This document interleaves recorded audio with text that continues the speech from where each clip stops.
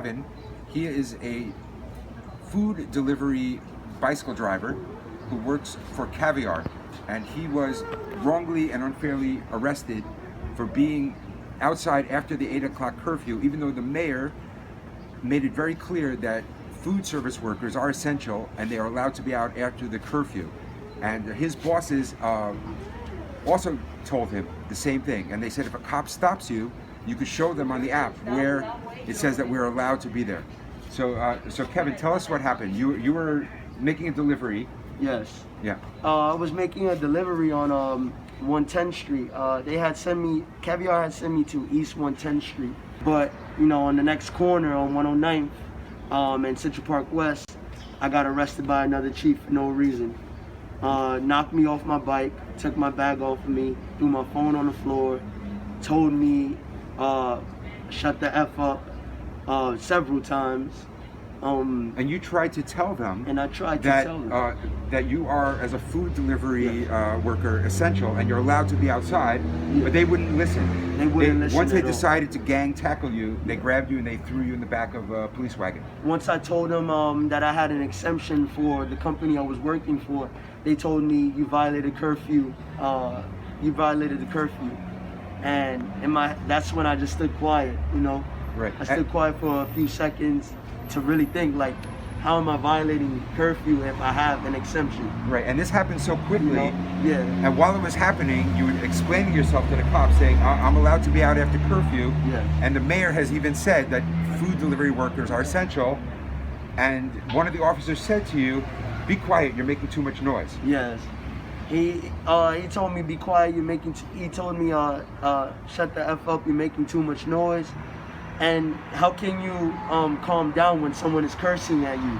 And grabbing your arms and tackling you. And grabbing your arms and creating bruises. Right, show us some of the bruises from the zip ties. Creating bruises out of zip ties because... This is the next day.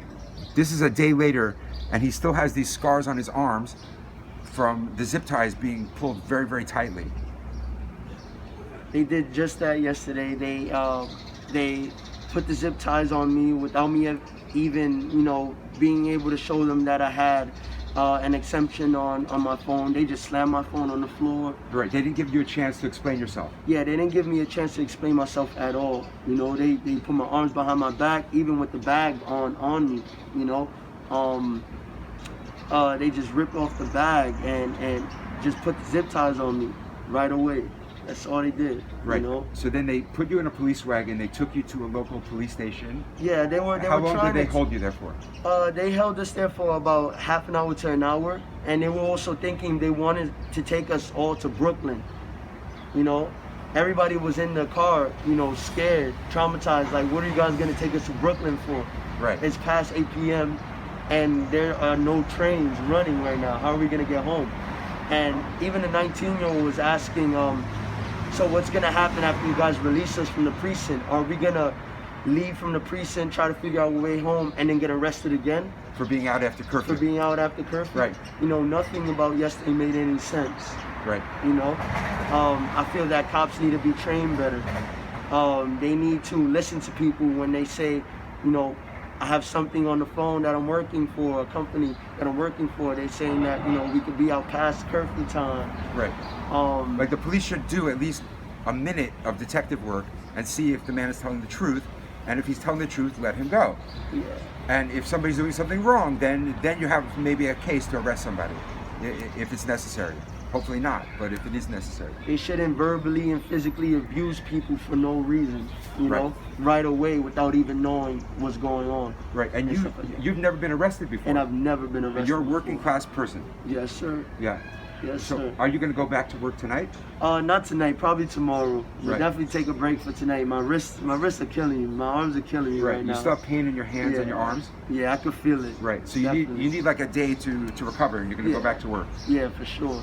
Right. What would you do differently if this happens to you again? If cops surround you and say, what are you doing out after 8 o'clock? Try to get it up on my phone before I even approach them. Right. Or probably go a different way. Because, I walk in and I ride my bike in these streets, in fear every single day because of the police. Yeah. You know, you have to constantly worry about if you're gonna be stopped, racially profiled, Right. you know, or attacked because you look like someone who committed a crime. Right. You know, they don't even take the time to really see if it's that person. You know, so I guess that's what I'll do differently. Try to move away from them. Try to get away from them quick. So you say if you're working and you're doing a delivery and you see cops on one corner, you'll purposely go a couple blocks away so you don't have to go past them, so you won't even take a chance that something could happen to you again like this. Yeah, I wouldn't even take a chance. Yeah. You know, my mother told me the same thing. If you see a cop, just go a different way. Just go a different way, because they're not gonna play fair. Right. Now everybody should understand this, Yeah. that you know, people come to the streets and march and protest when the cops unfairly kill an unarmed person, as they should protest. But it's a lot bigger than that. There are people who are working class people who don't do anything wrong, and they get profiled and they get harassed by the cops, and that's also something that has to change in the system. Yeah, most definitely. All right, so Kevin, it's nice to see you. I see you too. I'm really glad that my video helped you. And if you need anything, you have my number. You can call me. Yes, sir. And I'm gonna go speak to the chief now and show her the video. You're good now because they didn't charge you, so you don't have to go to court. You don't have any problems. But I want to make sure that the cops don't do that to anybody else. So I'm going to show them the video, and I'm going to make sure that she tells all of her cops, please don't harass people who are allowed to be outside, or at least give them a minute to explain themselves.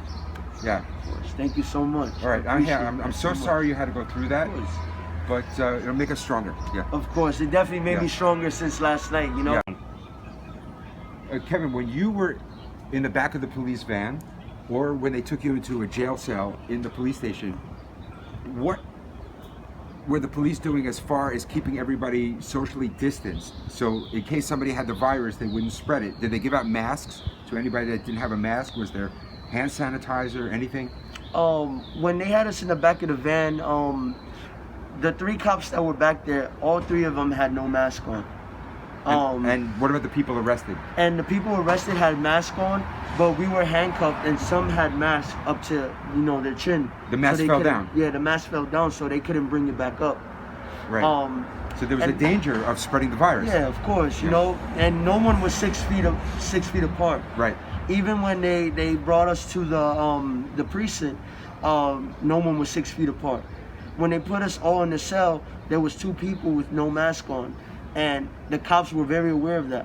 But we had to tell them for them to go downstairs and get us a mask and bring it back upstairs. And did they bring a mask? You know? And they ended up bringing masks to the jail cell. But why is it that you know about the COVID-19 and we have to let you know? And there's 15 other guys in the jail cell. Right. You know, and there's no way to stay 6 feet apart when we're in there. Right. Good point. You know. Yeah. So I was shocked about that last night. They didn't give us any hand sanitizer last night. They didn't give us masks until we told them. Everybody was standing very close. And a lot of the police didn't have any mask on last night. Right. You know, only we had masks on. Right. That's pretty scary. Yeah, it's very scary.